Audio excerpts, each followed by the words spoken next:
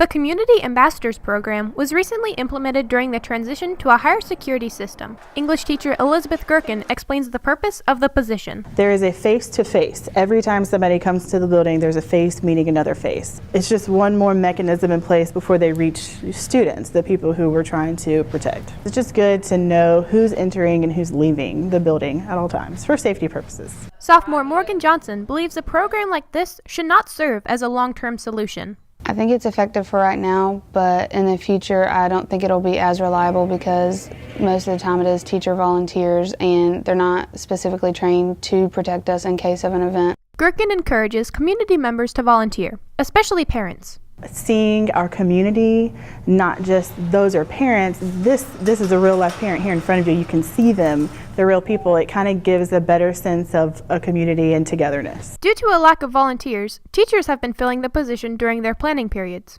One teacher wishing to remain anonymous is against staff members being responsible for the position and says, "I'm not a security guard. Taking any time away from me in my planning takes time away from my students. We are counselors, therapists, coaches. How many more roles could they expect us to take on? We're spread so thin." Johnson is thankful teachers agree to volunteer. I do think it's taking time away from their school day where they could be planning and doing stuff like that, but I am grateful that they do volunteer and take their time to make sure we're safe.